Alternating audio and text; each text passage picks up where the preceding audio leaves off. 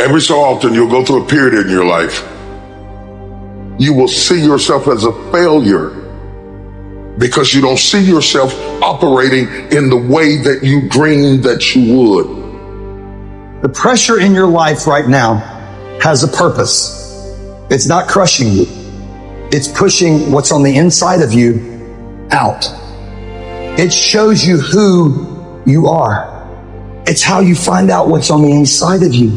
I want to remind y'all of the power of the mind. You can think your way into stress.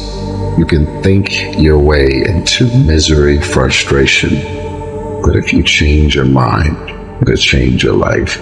You just have to decide in your mind what you want it to be. You just have to wake up.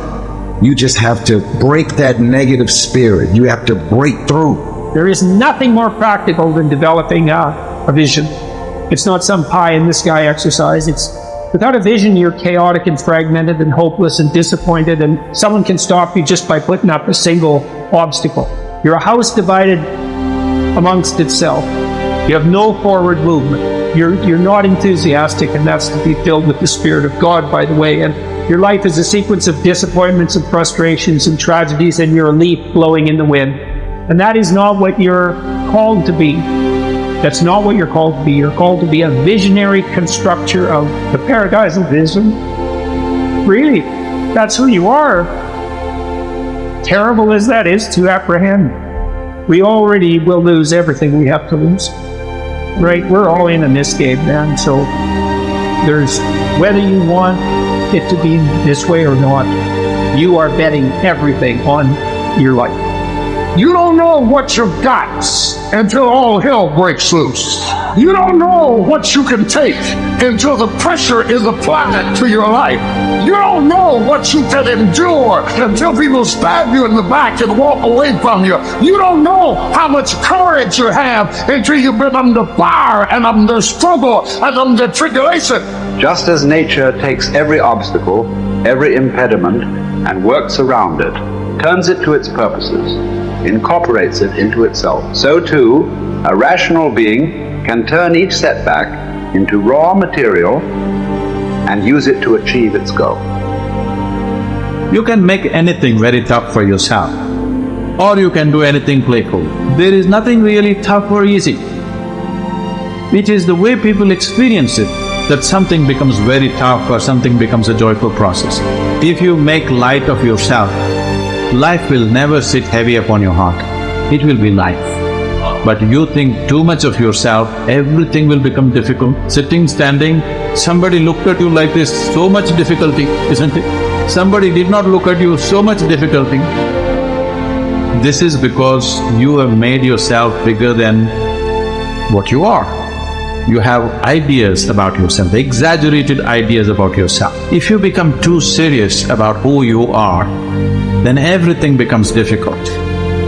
If you carry yourself lightly, then everything is with ease. There's two great words of antiquity everybody should learn. Here they are, one's positive and one's negative.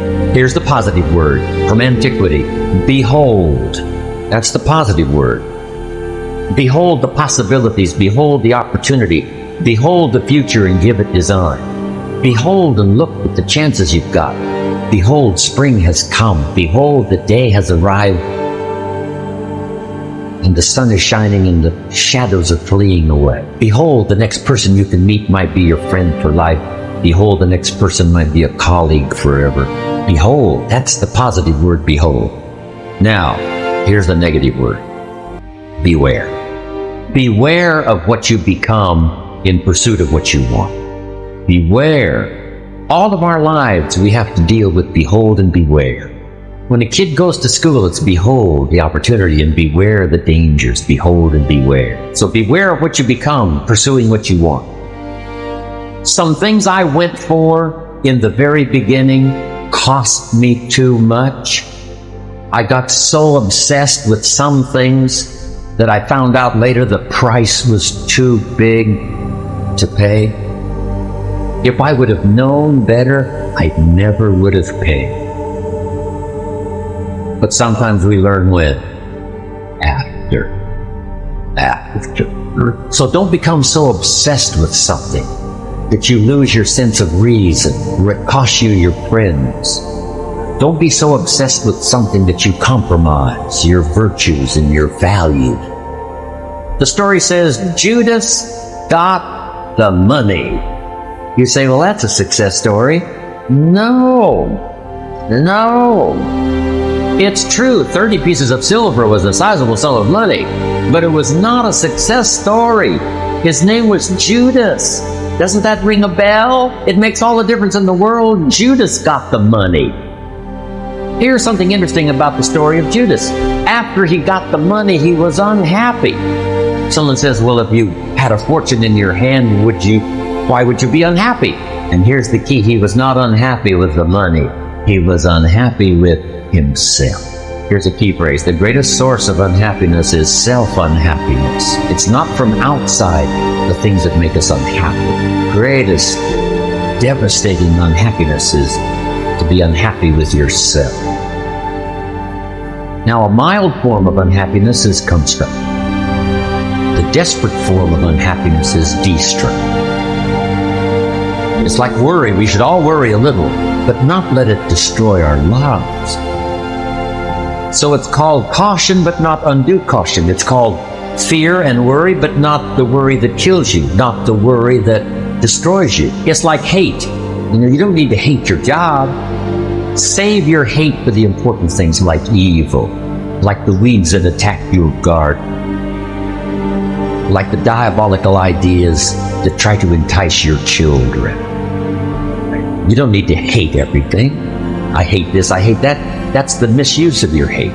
Save it for the things we really must. How long are you going to wait before you demand the best for yourself and in no instance bypass the discriminations of reason? You have been given the principles that you ought to endorse, and you have endorsed them. What kind of teacher then are you still waiting for in order to refer your self-improvement to him? You are no longer a boy, but a full-grown man. If you are careless and lazy now and keep putting things off and always deferring the day after which you will attend to yourself, you will not notice that you are making no progress, but you will live and die as someone quite ordinary. From now on, then, resolve to live as a grown-up who is making progress, and make whatever you think best a law that you never set aside. And whenever you encounter anything that is difficult or pleasurable or highly or lowly regarded, remember that the contest is now. You are at the Olympic Games. You cannot wait any longer, and that your progress is wrecked or preserved by a single day in a single event. Success is both a journey and a destination, isn't it? It is both the steady, measured progress toward a goal and the achievement of a goal. Success is an accomplishment, whether it be great or small, and it's an understanding of the potential and power of an entire human life. Success is an awareness of value, and it's the cultivation of value through discipline. It can be tangible or intangible. Success is a process of turning away from something in order to turn towards something else, from no exercise to exercise, from candy to fruit, from not investing to investing. Success is responding to an invitation to change, to grow, to develop, to become, to move up to a better place with a better vantage point. But most of all, success is making your life what you want it to be, considering all the possibilities, considering all the examples. What do you want for your life? That is the big question. Remember, success is not a set of standards from our culture, but rather a collection of personal values, clearly defined and ultimately achieved. Success is your better life for you, the design you give it, the dreams you accomplish. Making your life what you want it to be for you, that is success.